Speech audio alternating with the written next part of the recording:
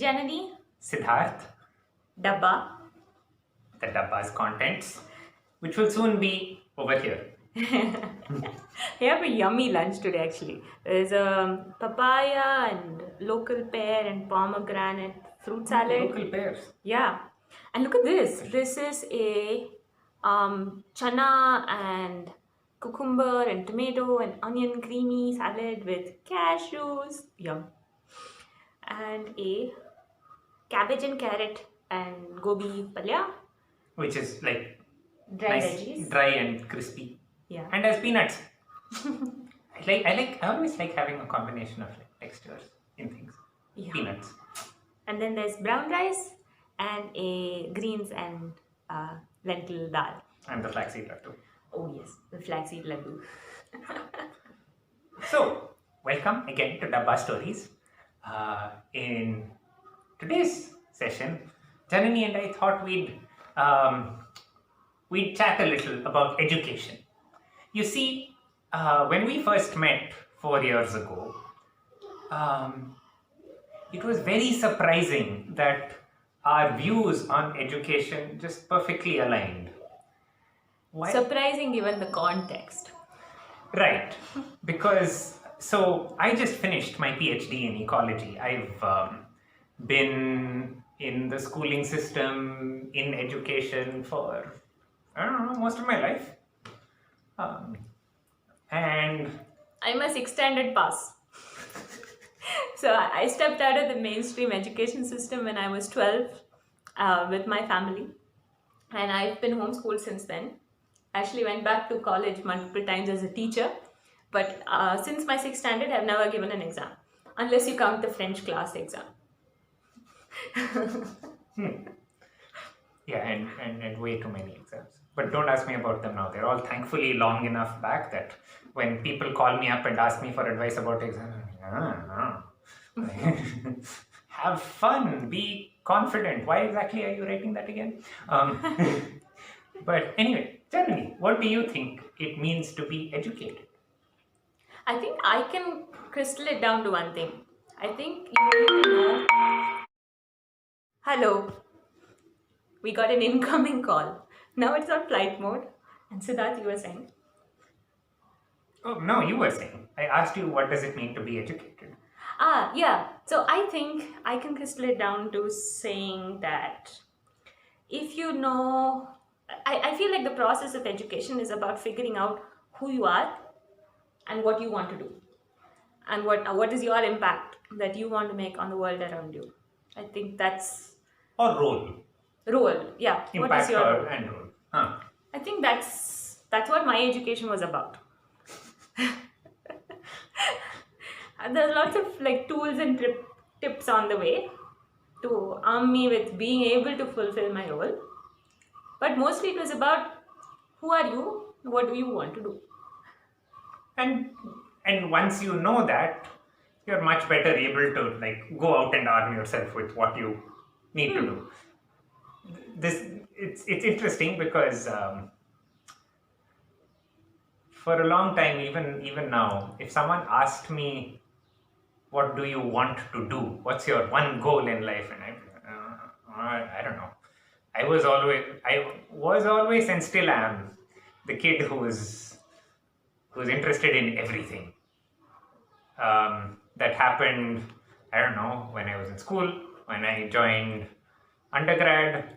I was like, hey, the physics classes are great, the math classes are great. No, wait, I came here because I didn't want to do medicine, even though I was really, really interested in the human body because they won't let me study math. But I actually don't like math. Math in 11th and 12th was really painful.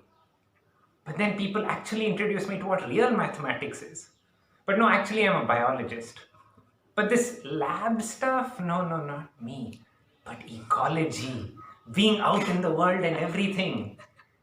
And then remembering the physics classes and the photons and chlorophyll. And so, yeah, it's been fun. And then I showed up for a PhD. My advisors were like, what do you want to do? I'm mostly interested in everything. What do you guys do? And then I went in the first 3 or 4 months at the University of Minnesota, I must have met like 15, 20 faculty ranging from geography to history to feminist studies to forest ecology to soil science. Just ask them what they do. And now, like having gone through the journey and finished my PhD, I'm still interested in everything, and I still enjoy like learning and doing. But I'm clearly like I clearly show up to spaces um, with my uh, with my frame of thinking as a community ecologist. I think I have some frames of thinking that have been very useful, and yeah, as a community ecologist, statistician, educator, feminist scientist, like Father. father, yeah, and so yeah, I think frames of thinking, ways of knowing, where should be a part of education. That was a much longer story than mine. But I think You know couple what? more years. Yeah. I No, think there's a difference in age here. One is older and wiser. that was always a fun contrast between so when Siddharth and I have a 5-year age difference. He's 5 years older than me, if you would believe that. Gray hairs. See. Or more point, lack of hair. That's what 5 years with Janani will end up doing to you. Oh. Warning. Oh. I think I agree with you, the ways of knowing thing. I think I've definitely discovered a lot more ways of knowing after meeting you. And meeting your circle of people who have different perspectives of the world. But I think my clarity of who I am and what I want, and where I stand on multiple, not where I stand, because I think that moves, that grows with time. But when I say who I am, I'm referring to, like, I think it's hard. I've not found the words for it yet, but it's just a perspective of growing up, in the sense that I am emotionally healthy. I know that I am not having a life crisis where I don't know why I am alive. I think the other, you're going on who I am, who you are. I think the other thing I really enjoyed when both of us are meeting people is your introduction of yourself tends to be an invitation to a conversation about the topics you do. Right? When someone, because you're not, if I say I'm getting a PhD in ecology, like, first of all, a bunch of people will be like, eco what? But for those who don't, they're like, okay, yeah, we can fit you in a box. Like, we know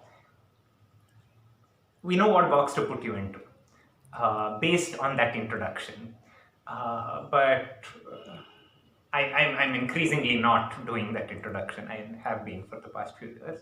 I guess if I'd say I'm a educator and community organizer, and people are like, what? Who?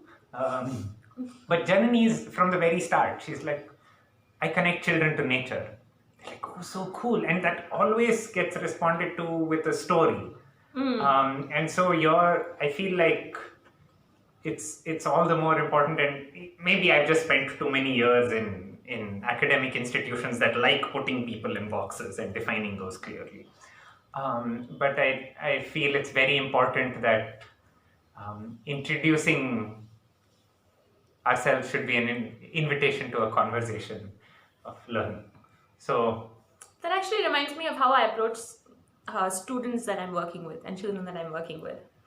I was talking about this with somebody a while ago. But often when you've experienced something that feels like a learning moment, and you share it with somebody else, and it could just be something very simple, an observation, on the shape of something around you that you're taken for granted. um, there are a few responses that people give that they think are educational, or that come from the desire to be educational, which I find restricts exploration. Things like giving advice on where to learn more about it, or um, giving the answer to the question that that person came up with. Um, I find more helpful than that is when you ask them to tell you more. And not just, yeah, and I have a story. consolidating. I have a story Yes. about it actually.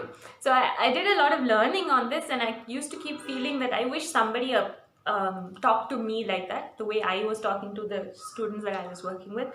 And I visited the Wilderness Awareness School in Seattle a while ago, and they practice this kind of mentoring by John Young and the whole community there. I had only learned from them to do it for other people. Nobody had actually done it to me. And I was waiting for a meeting to start with a couple of people from the school, and I turned to the bush that was next to me. It had these pretty pink flowers, and I asked them, "What is this bush?" And of course, they know it. Like, they know the name, they know the history, they might know stories around the bush. So there were two people, Nate and Sam, who were sitting there. And Nate asked me, "Oh, what's the color of the flower?" And then Sam asked me, "How are the leaves?" And then Nate asked me, "How many petals are there and sepals on the flower?" But they didn't even get up to look at the bush. So they were talking as if they didn't know the bush was there. But talking from a space of curiosity, so I felt like answering them. And the questions got deeper and deeper, and they asked about 4 to 5 questions. At which point it came as second nature to them to do this. At which point I knew the berry, the bush, and the leaves, and I have not forgotten the picture in my head of that bush.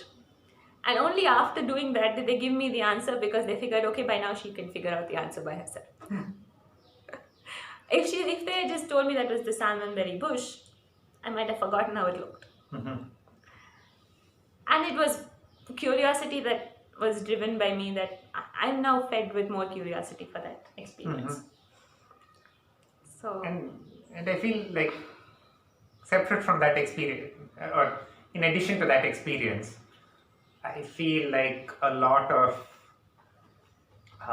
my education in the last 4 years has been really inflected by the fact that we've been talking.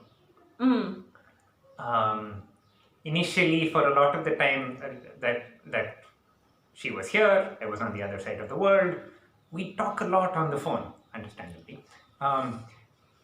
And even when we just first met, it was since I've been like 13 or 14, I've always really valued people who listen to, who are catching my story. And I've always made a lot of friends wherever I am. But the people catching my stories, I'd always only show like parts to them. But finally, like, here was someone I was talking to about everything. And we were doing that same, like, reflecting, asking questions, going deeper into each experience. And that just made the whole learning experience of everything I was doing so much deeper. It made me inquire so much into things, because the first response to an experience, and I've been learning how to do that better, the first response to someone sharing an experience with you is asking them more about it, and asking more questions. And that really works with sort of the general, the good side of scientific inquiry, right? Which is we're encouraging and learning and deepening everyone's curiosity about the world and deepening our relationships with all of it. Hmm. The word that you used, scientific inquiry, makes me wonder what's the difference between how we relate to adults who are scientifically inquiring and children who are doing the same. Why do we do that slightly differently? No, I think that's because of like the nature of the institution of science and education, like What do you the mean? historical nature of it. The institutions have, for their own need to propagate and persist, um, set a premium and a value for saying that this science is different from everything else that you do. And it's not to say that like things that you can learn very rigorously about the world through experimentation, through the methods of scientific inquiry, but that doesn't mean that a 14-month old our son can't do it. That doesn't mean that people 8,000 years ago were not doing it. It's not a new invention. It's just a continuum along which. But anyway, like this is taking me down into the history of science. Like, we don't necessarily need to go there, but just recognizing that like educational institutions and cultures are shaped by the histories that they're from, and in many parts of the world, including in India and North America, the two places I've had experience. That history is deeply colonial, and needing to. And education has been a way of changing one culture or subduing one or multiple cultures by another culture. So there's that side to the institution of education. But I guess the idea of education, I think, should be to get everyone into better relationship, deeper relationship with everything around them, and be the practice of freedom. But I'm just borrowing Paulo Freire there, but What do you mean, practice of freedom? you should feel and practice freedom by being educated. Freedom defined as? That's getting complicated. That's probably like a whole other video. Okay, we'll do that. Yeah. But I'm what curious. what do you think when you hear freedom? So the thing is, I'm trying to relate it back to my idea of education, right? Of who are you and what do you want to do? And when I say who am I, I'm asking, like I mentioned before, for your. I'm not asking you to be crystallized in your identities and your thoughts and your processes. That's not what I'm asking. I'm saying that you feel like you feel solidly comfortable being yourself. And because you are comfortable being yourself, you can also question yourself and grow without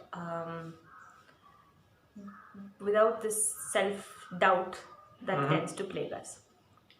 Question yourself and recognize yourself embedded in the network of relationships that you are. Yes.